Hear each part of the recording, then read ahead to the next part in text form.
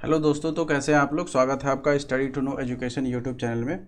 और आज हम लोग एक और टॉपिक ऐड करेंगे अपने अकाउंटिंग के सीरीज़ में, जिसमें आज हम लोग पढ़ेंगे कंसाइनमेंट को। ठीक है, तो ये है आपका एक और टॉपिक बेहतरीन, जिससे पिछले ईयर क्वेश्चन 2017 में से क्वेश्चन आया था कंसाइनमेंट से, वो भी आपको बताया जाएगा कि क्या क्वेश्चन था। तो आप लोग को ये टॉपिक अच्छे से पढ़ना है और समझना है, और सेशन को एंजॉय कीजिए। और बाकी सारे लेक्चर जो पीछे हुए हैं, अगर आप वो नहीं देखे हैं तो उसको भी आप देखिए, ताकि आपको आगे का कॉन्सेप्ट सारा क्लियर हो, जिससे आपको समझने में कोई परेशानी ना हो। और यहाँ तक जो लेक्चर हो चुका है, उसके बाद और 3 to 4 टॉपिक बच रहे हैं जो एग्ज़ाम पॉइंट ऑफ व्यू से इंपॉर्टेंट है, उसको हम लोग देख लेंगे। उसके बाद आपका ये अकाउंटिंग क्या होगा, कंप्लीट हो जाएगा। उसके बाद आप लोग बार बार इस वीडियो को देख के रिवाइज कर सकते हैं, और कुछ एमसीक्यूज़ वगैरह होगा तो वो हम आपके सामने लेके आएंगे, जितने भी क्वेश्चंस जितने भी सेशंस लिए गए हैं उसके अकॉर्डिंग। ठीक है, तो आज हम लोग पढ़ेंगे कंसाइनमेंट को, जिसमें आज हम लोग देखेंगे कि कंसाइनमेंट क्या होता है। उससे पहले हम लोग बहुत सारा डिस्कस कर चुके हैं, तो हम लोग कंटिन्यू करते हैं सेशन को। तो यहाँ पे देखिए क्या है कि आज का टॉपिक है कंसाइनमेंट। तो सबसे पहले हमको एक ये डिस्कस कर लेना है इन्फॉर्मेशन, कि अभी तक जो हम लोग पढ़े हैं उसमें हम लोग क्या क्या पढ़े हैं। सोलो प्रोप्राइटर उसको पढ़े हैं, जॉइंट वेंचर को पढ़े हैं, ठीक है, और आपका पार्टनरशिप को पढ़े हैं, और आपका एनपीओ को पढ़े हैं।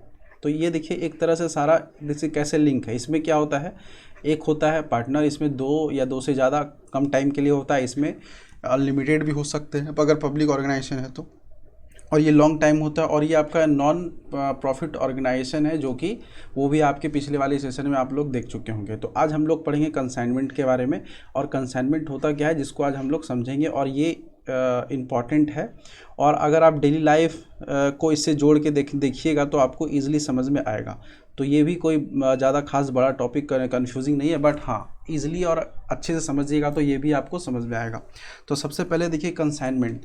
तो यहाँ पे देखिए क्या होता है कि जैसे मान लीजिए पहले क्या करते थे कि हम एक ऑर्गेनाइजेशन इस्टेब्लिश करते थे, उसके ऑनर रहते थे, और एक हेड क्वार्टर बना के या एक ऑफिस बना के उसमें सारा काम करते थे, और उसमें अकाउंटिंग का सारा काम करते थे। तो वो था आपका सोलो।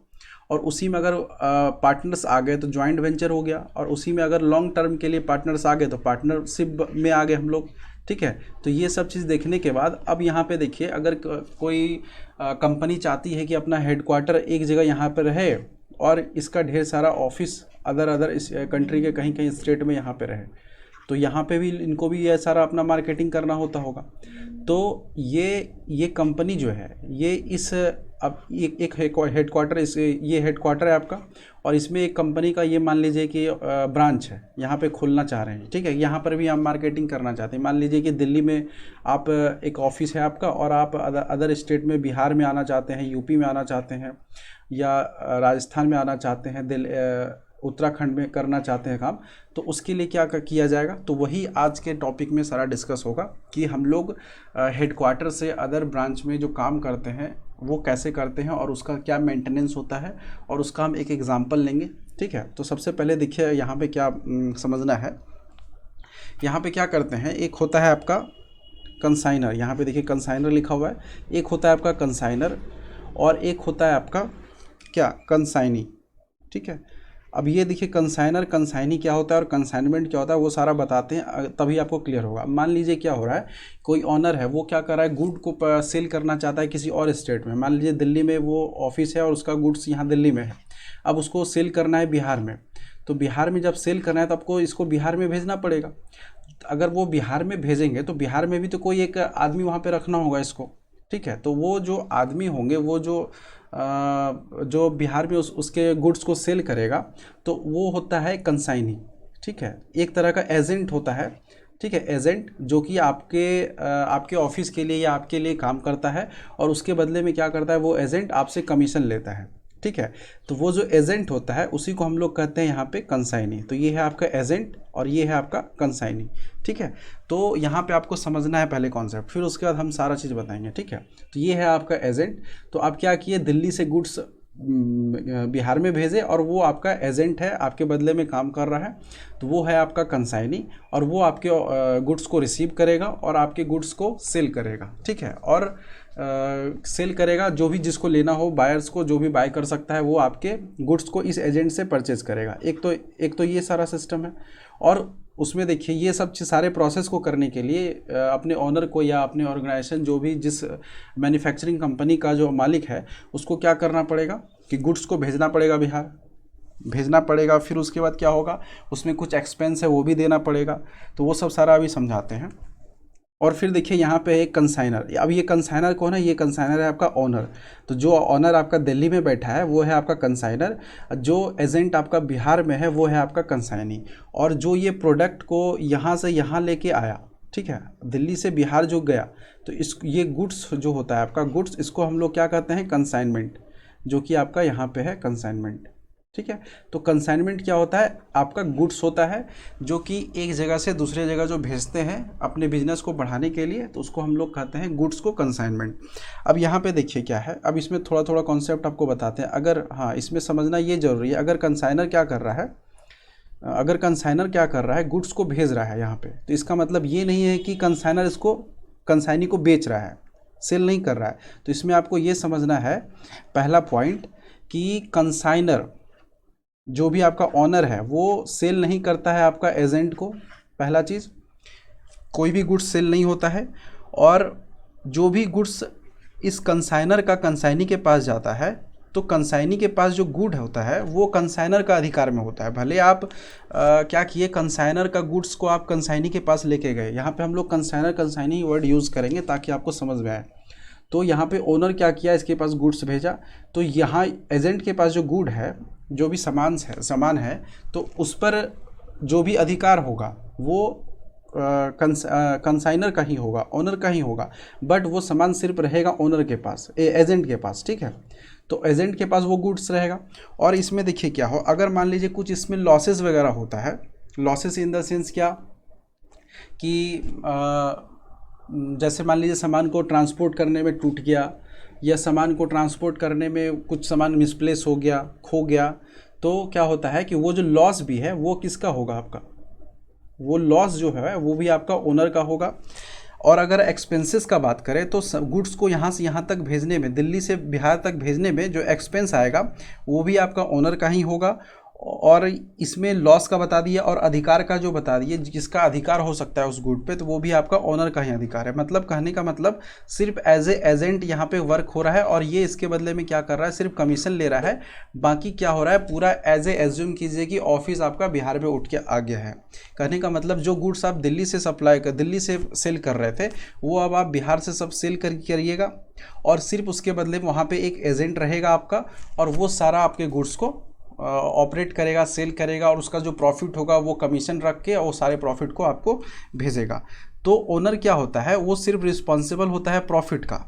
गुड्स तो भेज दिया, ठीक है, गुड्स तो भेज दिया, बिहार से दिल्ली गया, दिल्ली से बिहार गया गुड्स, बट यहाँ पे क्या हुआ, कंसाइनर सिर्फ डिमांड करेगा प्रॉफिट का कि हमको प्रॉफिट चाहिए। बट यहाँ पे एजेंट क्या करेगा, वो डिमांड करेगा कि सिर्फ हमको कमीशन चाहिए। ठीक है, और जो बीच में गुड्स है इसको हम लोग कंसाइनमेंट कहते हैं।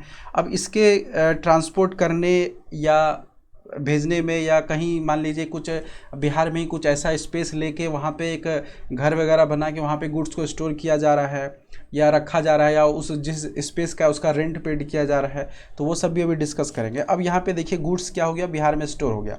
अब क्या होगा, वो क्या करेगा एजेंट, अब गुड्स को क्या करेगा, सेल करेगा गुड्स को, और बायर जो आएंगे वो बायर क्या करेंगे, परचेज करेंगे इस एजेंट से। तो यहाँ पे क्या हुआ कि कंसाइनर और बायर का क्या हुआ, डायरेक्ट रिलेशन नहीं हुआ। पहला चीज़, कंसाइनर और बायर का डायरेक्ट रिलेशन नहीं हुआ, कंसाइनर और बायर का डायरेक्ट रिलेशन नहीं हुआ। बट हाँ, कंसाइनर और कंसाइनी का डायरेक्ट रिलेशन है। ठीक है, कंसाइनर और कंसाइनी का डायरेक्ट रिलेशन है, कंसाइनर और कंसाइनी का डायरेक्ट रिलेशन है। बट बायर और कंसाइनर का जो गुड्स प्रोड्यूस कर रहा है, मैन्युफैक्चरिंग कर रहा है, जो खरीद रहा है, उससे डायरेक्ट रिलेशन नहीं है। अब इसमें देखिए कंडीशन क्या हो सकता है। पहला देखिए एक चीज़, अच्छा थोड़ा सा इसको क्लीन कर ले, फिर उसके बाद हम आपको बताते हैं। अब देखिए यहाँ पे पहला बताया आपको, डायरेक्ट रिलेशन नहीं है कंसाइनर और बायर के बीच, और डायरेक्ट रिलेशन है आपका कंसाइनर और कंसाइनी के बीच। ठीक है, और इसमें देखिए तीसरा क्या हो सकता है, और यहाँ पे बायर और सेलर जो है, यहाँ पे बायर कौन है, सेलर कौन है, कंसाइनर। ठीक है, और यहाँ पे बायर कौन है, जो बायर बाय किया। तो यहाँ पे देखिए कोई रिलेशन नहीं है। डायरेक्ट इनडायरेक्ट कहिए या कोई रिलेशन नहीं कहिए, तो कोई रिलेशन नहीं है आपका कंसाइनर और बायर के बीच। और रिलेशन ऑफ कंसाइनर और कंसाइनी, रिलेशन क्या है कंसाइनर और कंसाइनी के बीच है, वो भी डायरेक्ट वाला। ये आपको समझ में आ गया। अब इसमें देखिए क्या होगा, ये जो टर्म यहाँ आपके सामने लिखा हुआ है कंसाइनर, कंसाइनमेंट, कंसाइनी, सेल और बायर, ये सारा आपको समझ में क्लियर आ गया होगा। ये जो टर्म है ये सारा कैसे प्रोसेस चल रहा है। तो हम लोग क्या करेंगे, सीधा गुड्स को कहेंगे कंसाइनमेंट, गुड्स को कंसाइनमेंट, और आपके ऑनर को कहेंगे कंसाइनर, ये है आपका ऑनर, ये है आपका एजेंट, और बीच में यहाँ जो गुड्स है ये है आपका कंसाइनमेंट, ठीक है। और जो आपका एजेंट है उसको कहेंगे कंसाइनी, और बायर है जो बाय करेगा। अब देखिए क्या होगा कि यहाँ पे सारा कलेक्ट करेगा, रेंट पेड करेगा, कोई स्पेस लेके वहाँ सारा स्टोर करेगा, फिर उसके बाद उसका मैनेजिंग करेगा। तो जो यहाँ पे एजेंट मैनेज कर रहा है उसके बदले में तो बता दिया कि कमीशन ले रहा है।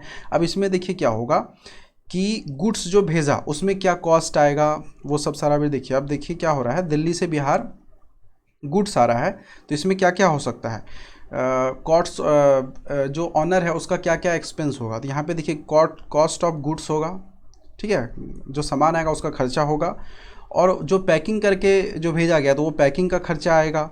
फिर मान लीजिए किसी को वो ट्रांसपोर्ट कंपनी के थ्रू, आजकल बहुत सारी ट्रांसपोर्ट कंपनी आ गई है कि जो कि ये सारा रिस्क लेती है कि आपका सामान टूटे फूटेगा नहीं, तो वो सब उसमें भी कुछ खर्चा होता है। जो भी आपका खर्चा आया, ठीक है, आपका लोडिंग का, ठीक है, लोडिंग करने का, फिर उसके बाद अगर कुछ ऐसा हुआ कि जैसे क्या कहते हैं उसको, इंश्योरेंस वगैरह करना हो तो इंश्योरेंस वगैरह भी किया जाता है सामान का।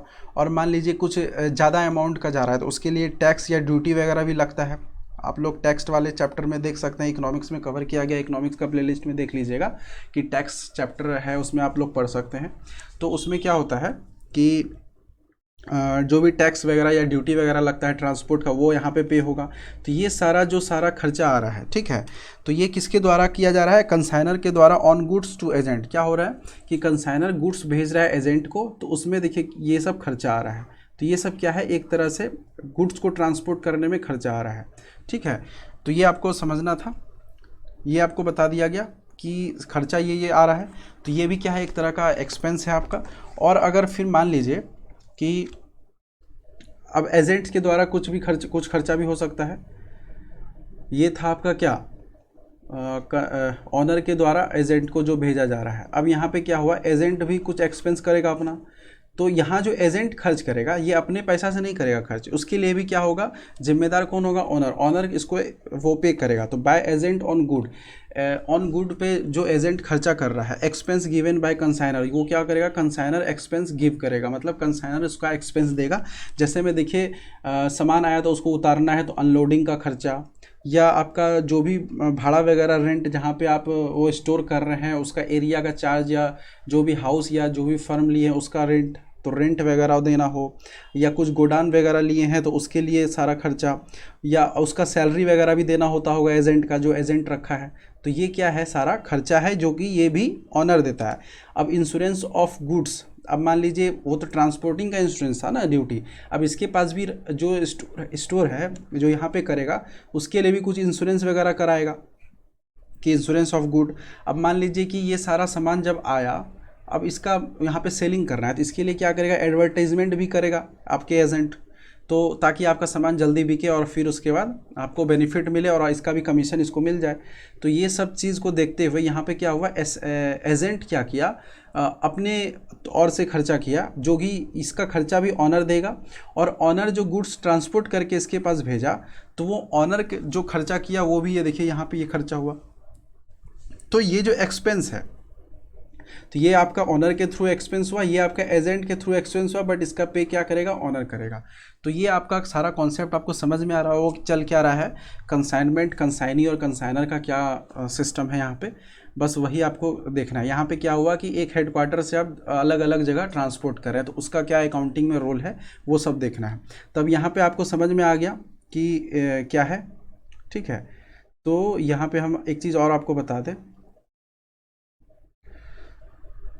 अब यहाँ पे देखिए, जब आपको एक्सपेंस समझ में आ गया, अब मान लीजिए क्या हुआ कि कभी कभी ऐसा भी हो सकता है कि ये एजेंट है वो सारा क्या करे, कुछ गुड्स बायर को दे, उधार में भी दे सकता है, ठीक है, तो उधार में दे सकता है। और ये पैसा मान लीजिए बायर इसको रिटर्न नहीं दिया, तो इसका जो लॉस होगा वो क्या एजेंट के पास जाएगा, तो वो एजेंट के पास नहीं जाएगा। वो अगर ये एजेंट उधार देता है तो ये एज ए बैड डेट्स जो आपको बताया गया है, आप लेक्चर में देखिएगा, प्लेलिस्ट में मिल जाएगा बैड डेट्स। तो ये आपका as a bad debts consider होगा और क्या करेगा, ओनर इसको as a bad debt consider करेगा और एजेंट को कोई इसका भरपाई नहीं करना है। अगर एजेंट उधार देता है तो कोई दिक्कत नहीं है, मगर वो रिकवर अगर पैसा नहीं हो रहा है बायर की तरफ से, तो उसको हम लोग क्या कर सकते हैं, बैड डेट्स में कंसीडर करेंगे अकाउंटिंग में। तो ये सारा आपको समझ में आ रहा है।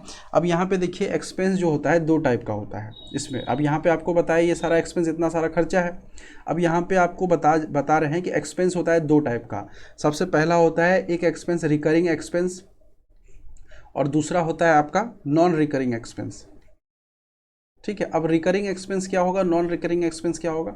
एक्सपेंस मतलब समझ में आ ही रहा होगा आपको कि जो सामान को वहाँ से दिल्ली से बिहार में लाने में जो खर्च, और बिहार में सारा स्टोर करके एडवर्टीजमेंट वगैरह, भाड़ा वगैरह देना, अनलोडिंग वगैरह, वो सब का खर्च। तो वो सब सारा खर्च हम जब एक जगह इकट्ठा करेंगे तो उसमें 2 टाइप का एक्सपेंस होता है, एक होता है रिकरिंग, एक होता है नॉन रिकरिंग। रिकरिंग खर्च वैसा खर्च होता है जो बार बार होता है, मतलब एक से ज़्यादा बार खर्च होता है। जैसे मैं एग्जाम्पल क्या कि आपको रेंट देना है गोडाउन का जहाँ पे आप स्टोर कर रहे हैं, या आपको सैलरी वगैरह देना हो एजेंट को तो वो आपका रिकरिंग में आएगा, या आपका इंश्योरेंस वगैरह करवाना हो गुड्स का जो गोडाउन में रखा हुआ है, वो अभी आपको अगर उसका टाइमलाइन ख़त्म होता है तो फिर से रिन्यू करवाना पड़ता है, तो ये रिकरिंग नेचर का है। या आपको कंटिन्यू ऐड वगैरह करना हो, ये भी आपका रिकरिंग नेचर का होता है। तो ये सब सारा आपका जो एक्सपेंस है ये आपका क्या है, रिकरिंग नेचर का है। अब नॉन रिकरिंग का अगर बात करें तो नॉन रिकरिंग में क्या होता है कि वैसा खर्चा, वैसा एक्सपेंस जो आपको एक ही बार खर्च करना है, वन टाइम। ठीक है, तो वन टाइम जो आप खर्चा कर रहे हैं उस टाइप के खर्चे को हम लोग क्या कहते हैं, नॉन रिकरिंग एक्सपेंस। जैसे क्या हो गया, गुड्स का जो कॉस्ट लगेगा, आप जो दिल्ली से बिहार भेजे वो तो एक ही बार लगेगा, कॉस्ट ऑफ गुड एक ही बार लगेगा। फिर आपका पैकेजिंग का जो चार्ज है वो भी आपका एक ही बार पैकेजिंग होगा, तो उसके लिए भी आपको क्या होगा, नॉन रिकरिंग में आएगा। या मान लीजिए आप लोड कर रहे हैं दिल्ली से बिहार के लिए, जो ट्रांसपोर्ट में लोडिंग होगा दिल्ली से, तो वो आपका क्या होगा, एक ही बार होगा। या आप क्या करिएगा, ट्रांसपोर्ट का जो इंश्योरेंस वगैरह कराइएगा तो वो तो एक ही बार कराइएगा, क्योंकि इंश्योरेंस जो ट्रांसपोर्ट जो होगा वो एक ही बार होगा, गुड्स का बार बार नहीं होगा, जितना बार होगा उसके लिए एक ही बार कराना पड़ेगा इंश्योरेंस। या मान लीजिए आप ड्यूटी पे कर रहे हैं या टैक्स पे कर रहे हैं उस चीज़ के लिए, तो ये भी आपका क्या हो गया, नॉन रिकरिंग आ गया। और यहाँ पे आप क्या कर रहे हैं, अनलोडिंग कर रहे हैं, तो ये भी आप एक ही बार अनलोड कीजिएगा। तो नॉन रिकरिंग देखिए इतना सारा चीज़ है, और रिकरिंग में देखिए ये आता है रेंट हो गया आपका, और आपका सैलरी हो गया, इंश्योरेंस हो गया, आपका एडवर्टीजमेंट हो गया, ये सब रिकरिंग में आता है। तो ये सब सारा चीज़ आपको समझ में आ गया, कौन सा रिकरिंग एक्सपेंस है, कौन सा नॉन रिकरिंग एक्सपेंस है, और सारा कंसाइनमेंट का कॉन्सेप्ट आपको clear. Consignment as a goods create होता है, कंसीडर होता है, और सारा जो ये एंट्री होगा वो ओनर खुद करेगा, और एजेंट का काम क्या है, सिर्फ कमीशन लेना और उसके गुड्स को सेल करना, और बायर उसको परचेज करेगा। और इसमें एक प्रोविज़न है, बैड डेट्स तभी हो सकता है जब वो एजेंट किसी को सामान बेचे और वो उसका पैसा वो रिटर्न नहीं दे, उधार में दे दे, बट वो एज ए एसेट जो आने वाला, एज ए पैसा जो आने वाला था वो पैसा नहीं आए। तो जब वो पैसा नहीं आता है तो वो बैड डेट्स कंसीडर होता है, और उसका भरपाई एजेंट नहीं करता है, वो खुद ओनर उसको as a bad debt account में रखता है ताकि वो रिकवर हो, तब हम उसमें एंट्री करेंगे। तो बैड डेट्स आपको अच्छी तरीके से बता दिया गया है, तो वो आप लोग देख सकते हैं। तो यहाँ तक आप लोग को समझ में आ गया होगा। अब हमको लगता है कि आप लोग को कंसाइनमेंट का सारा क्लियर हो गया होगा कॉन्सेप्ट, और एक्सपेंसेस कितने तरह का होता है क्या है। ठीक है, अब यहाँ पे हम लोग थोड़ा सा ये बता देते हैं। अब एंट्री देखिए क्या है, एंट्री तो आप लोग के सामने एंट्री है। तो एंट्री से पहले एक ये भी बता देते हैं आपको, लॉस जो होता है वो भी 2 टाइप का होता है। ठीक है, जो कि आपका प्रीवियस ईयर क्वेश्चन में आया था। लॉस क्या होता है, 2 टाइप का होता है, एक होता है आपका नॉर्मल लॉस, एक होता है, स्लाइड इसका है या क्या, अच्छा, लॉस आपका देखिए 2 टाइप का होता है, एक आपका होता है नॉर्मल लॉस, एक होता है आपका एब नॉर्मल लॉस। अब नॉर्मल लॉस और एब नॉर्मल लॉस होता क्या है, पहले वो एंट्री ही बता देते हैं, फिर उसके बाद कन्फ्यूज़न नहीं तो हो जाएगा। तो लॉस को अभी क्लियर कीजिए। अब यहाँ पे देखिए एंट्री है आप लोग के सामने। अभी हम जितना भी कॉन्सेप्ट बताए उस पर बेस्ड कुछ एंट्री है। अब यहाँ पे देखिए क्या है, in the book of consignor, मतलब ऑनर के बुक में क्या एंट्री होगा जब ऐसा ऐसा टास्क परफॉर्म होगा। ठीक है, तो ये आपके सामने टास्क है। देखिए यहाँ पे क्या है, कंसाइनर डिस्पैच गुड्स। कंसाइनर क्या कर रहा है, गुड्स को डिस्पैच कर रहा है। तो यहाँ पे देखिए कौन सा अकाउंट बनेगा, एक कंसाइनमेंट अकाउंट बनेगा और एक आपका goods sent to consignment, goods sent on consignment, ठीक है। तो ये दो अकाउंट बनेगा, एक आपका क्या बनेगा, कंसाइनमेंट अकाउंट बनेगा, क्योंकि आप गुड्स भेज रहे हैं ना, दिल्ली से बिहार को भेज रहे हैं, तो यहाँ पे क्या होगा, गुड्स आपके पास क्या आ रहा है, आपसे गुड्स जा रहा है, तो जा रहा है आपसे आपके पास से गुड्स, तो कंसाइनमेंट अकाउंट क्या हो जाएगा, डेबिट। जब कंसाइनमेंट अकाउंट डेबिट हो जाएगा तो ये क्या हो जाएगा, क्रेडिट, ठीक है। तो ये आपका एक पहला वाला हो गया। अब दूसरा वाला देखिए क्या है, कंसाइनर एक्सपेंस। अब कंसाइनर क्या कर रहा है, कुछ खर्चा कर रहा है, तो खर्चा कर रहा है तो कंसाइनर क्या कर रहा होगा, कैश खर्चा कर रहा होगा, कैश एक्सपेंस कर रहा होगा। तो यहाँ पर भी देखिए क्या है, जो एक्सपेंस कर रहा है वो किस पे कर रहा है, कंसाइनमेंट पे।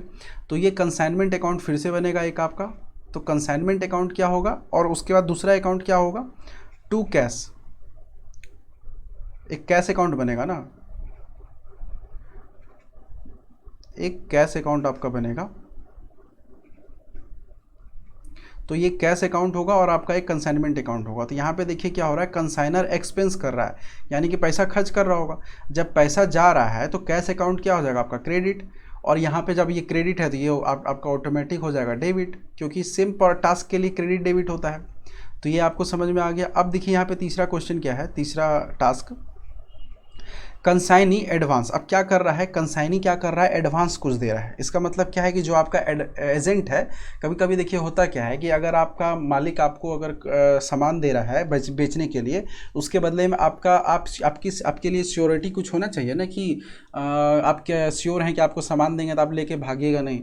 तो उसके लिए क्या करता है, एजेंट वगैरह कुछ पैसा देता है अपने ओनर को, ताकि एज ए एडवांस वो ट्रीट कर सके, हाँ एडवांस दिए हैं, वो फिर बाद में रिटर्न हो जाएगा, जैसे सिक्योरिटी मनी कुछ कहते हैं, कि आपको गुड्स दे रहे हैं तो कुछ ऐसा ना हो। तो यहाँ पे क्या हुआ, कंसाइनी क्या किया, एडवांस पेड किया। तो यहाँ पे कंसाइनी एडवांस पेड किया, तो पेड किया होगा एडवांस, तो क्या किया होगा, एक कैश में पेड किया होगा, तो कैश अकाउंट बनेगा आपका, और एक आपका कंसाइनी अकाउंट बनेगा, क्योंकि कंसाइनी पे किया है ना, तो कंसाइनी अकाउंट एक बनेगा आपका, कंसाइनी अकाउंट बनेगा, और एक आपका कैश अकाउंट बनेगा। अब यहाँ पे देखिए एडवांस दिया जा रहा है, यानी पे क्या किया जा रहा है, कैश, तो कैश अकाउंट क्या हो जाएगा, डेबिट। और यहाँ पे कैश अकाउंट डेबिट इसलिए होगा क्योंकि पैसा आ रहा है ओनर को, ठीक है। तो एज ए रियल अकाउंट इसको आप ट्रीट कीजिए, डेबिट्स कम इन होता है, जब पैसा आ रहा है तो हम लोग डेबिट में लिखते हैं, और कंसाइनमेंट अकाउंट क्या हो जाएगा, क्रेडिट, क्योंकि इसके पास से पैसा गया है। तो ये आपको एंट्री समझ में आ गया। अब देखिए एक और यहाँ पे क्वेश्चन है, कंसाइनी एडवांस एज बिल। अब मान लीजिए क्या होता है कि कंसाइनी पैसा नहीं दे, ठीक है, पैसा के बदले में कुछ ऐसा पेपर बना के दे दे ताकि उसका सिक्योरिटी रहे कि वो मेरा गुड्स लेके नहीं जाएगा, ठीक है। तो ये है आपका कंसाइनी बिल। उसके बदले में क्या करेगा, एजेंट आपको कुछ बिल बना के दे देगा, ठीक है, कि एज ए बिल आप रखिए इसको। तो इसका एक ये क्या बनेगा, तो यहाँ पे बिल रिसीव होगा ओनर के थ्रू, तो यहाँ पे कैश के जगह आप क्या बनेगा, bill receivable account, bill receivable account, और दूसरा आपका क्या बनेगा, कंसाइनी अकाउंट, कंसाइनी अकाउंट, और एक आपका बिल रिसीवेबल अकाउंट, ठीक है। तो इसका देखिए क्या होगा, अब बिल रिसीवेबल अकाउंट यानी कि बिल रिसीव हुआ है किसको, ओनर को, तो यहाँ पे रियल अकाउंट अगर एज ए ट्रीट करेंगे, एज ए क्या रियल अकाउंट है, तो ये आपका बिल रिसीवेबल अकाउंट क्या हो जाएगा, डेबिट, और कंसाइनी अकाउंट आपका क्या हो जाएगा, क्रेडिट। तो ये आपका एंट्री आपको समझ में आ रहा होगा कि क्या प्रोसेस चल रहा है। ये देखिए कंसाइनर का एंट्री है, ठीक है, ये आपका कंसाइनर का एंट्री है।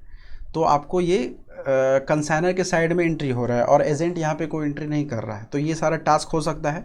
कहने का मतलब ऑनर क्या करेगा, बिहार को, एजेंट को बिहार में गुड्स भेजेगा, उसके बदले में क्या करेगा, कुछ खर्चा करेगा, और यहाँ पे एजेंट क्या करेगा, उसके बदले में कमीशन लेगा। अगर एजेंट्स बायर को उधार देता है, तो अगर ये बैड डेट्स हो गया पैसा, मतलब उसका पैसा रिटर्न बायर से नहीं आया, तो वो उसका लॉस किसको झेलना पड़ेगा, ओनर को। एजेंट इसके बदले में कोई ये नहीं रखेगा, और एजेंट क्या करेगा, कुछ एडवांस वगैरह भी पे करता है कि हम आपकी गुड्स को लिए, इसके लिए श्योर रहिए, और कुछ पे किया या कुछ बिल पे किया, वो सारा आपको समझ में आ गया।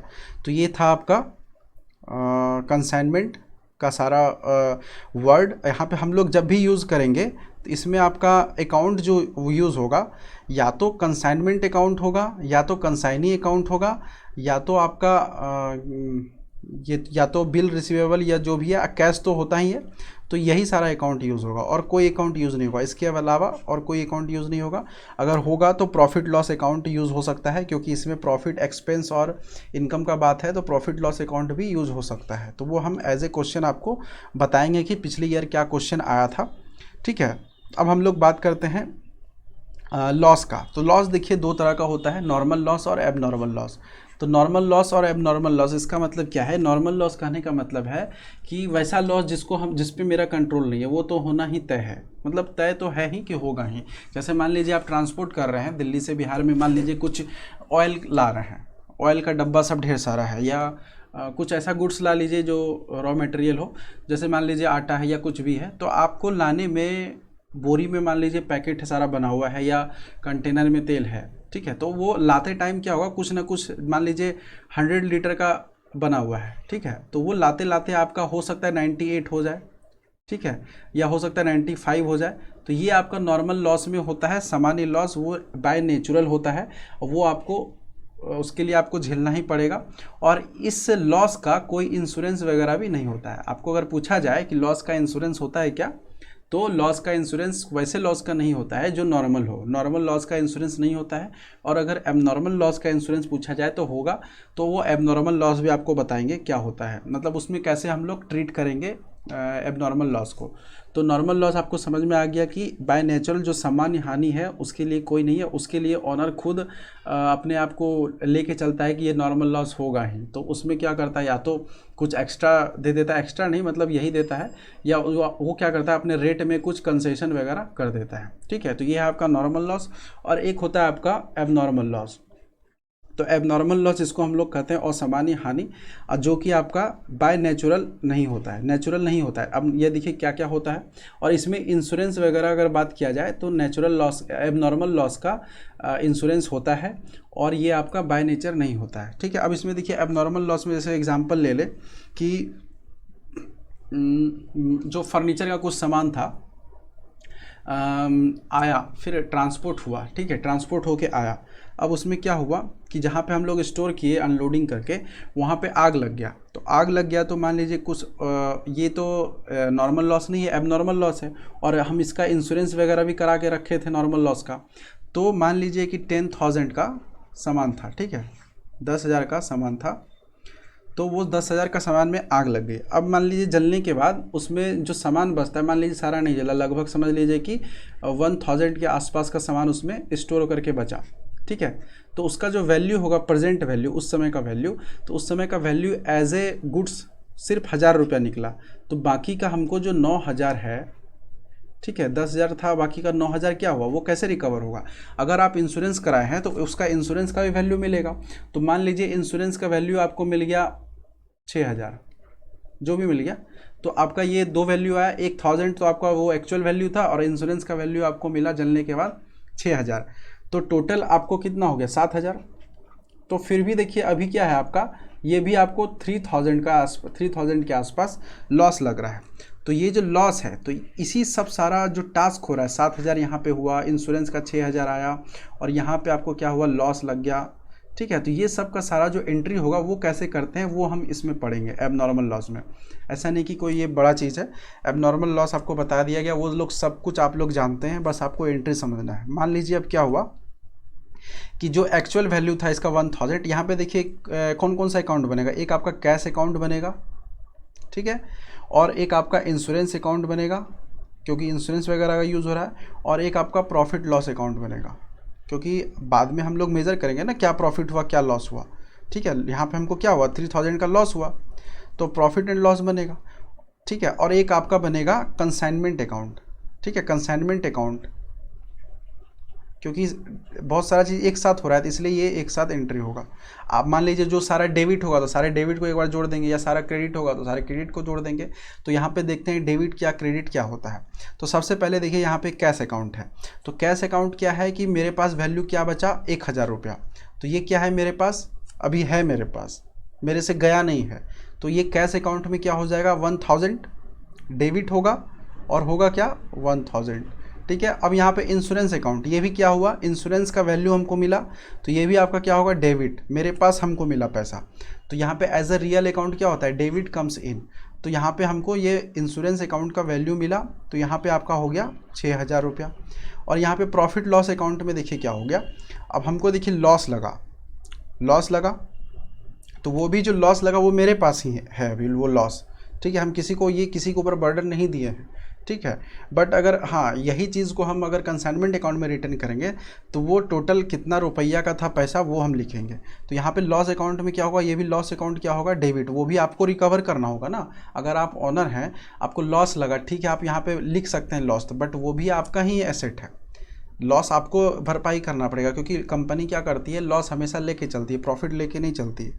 तो इसमें क्या हुआ, तो 3000 का आपको लॉस लगा। तो टोटल देखिए यहाँ पे क्या हुआ आपका 1000 पूर गया। अब इसी सारा चीज़ को जो सारा डेबिट हुआ इसी का क्रेडिट होगा, क्योंकि जब ये सारा डेबिट हुआ तो क्रेडिट भी तो होगा। तो जब ये क्रेडिट होगा तो ये यहाँ पे क्रेडिट अकाउंट क्या हो जाएगा, कंसाइनमेंट अकाउंट में क्रेडिट, और यहाँ पे 10,000 आपका आ जाएगा। और यहाँ पे देखिए सारा चीज़ ये तो एबनॉर्मल है, आग लग गया। अब ये इसका भरपाई ऑनर को करना है, तो ये भी प्रॉफिट लॉस आपका डेबिट में जाएगा, इंश्योरेंस भी आपका डेबिट में जाएगा, कैश अकाउंट भी आपका डेबिट में जाएगा। तो ये सारा फंडा था, आपको समझ में आ गया, इस तरह का एंट्री होता है। अब हम यहाँ पे बताते हैं कि इस पे बेस्ड क्वेश्चन क्या आया था पिछले ईयर में। तो क्वेश्चन देखिए क्या आया था, कि क्वेश्चन था एबनॉर्मल लॉस ऑन कंसाइनमेंट, ठीक है, abnormal loss on consignment credited किस में होता है, कौन से अकाउंट में होता है। Abnormal loss on consignment credit किस में होता है, तो अभी जस्ट हम बताएं कि क्रेडिट क्या होता है, कंसाइनमेंट अकाउंट में होता है। तो इसका ऑप्शन आपको मिलेगा कंसाइनमेंट अकाउंट, ठीक है, कंसाइनमेंट अकाउंट, तो उसमें आप क्रेडिट कर दीजिएगा। तो ये आपको यहाँ पे क्वेश्चन क्लियर हो गया। एबनॉर्मल लॉस ऑन कंसाइनमेंट, ठीक है, abnormal loss on consignment credit किस में होता है, तो आपका कंसाइनमेंट अकाउंट में क्रेडिट होगा, क्योंकि वो खुद का आपका लॉस है और आप उस गुड्स का जो अकाउंट बनाया उसमें क्रेडिट कीजिएगा, ठीक है। अब एक और क्वेश्चन यहाँ पे देखिए क्या आया था, abnormal loss on consignment is debited, ठीक है, ये नहीं आया था, क्रेडिट वाला आया था, तो डेबिटेड आया था। डेबिटेड में आपको जो भी यहाँ पे 4 अकाउंट बनाए थे, आपका cash account, insurance account, profit loss account, ये तीनों में से जो भी ऑप्शन है सारा आपका कोई भी आ जाएगा। मान लीजिए प्रॉफिट लॉस अकाउंट है तो प्रॉफिट लॉस अकाउंट में डेबिट होगा। तो abnormal loss on consignment debited from, ठीक है, तो प्रॉफिट एंड लॉस अकाउंट, ठीक है। तो ये आपका यहाँ पे क्लियर हो गया, और ये चीज़ आपको समझ में आया होगा अच्छे तरीके से, ठीक है। तो आपको यहाँ तक समझ में आ गया होगा, कोई दिक्कत नहीं है। और तो देखने के लिए थैंक्स, और आपको सेशन अच्छा लगता है तो please like share and subscribe भी कीजिए और चैनल के साथ बने रहिए। Thanks, have a nice day.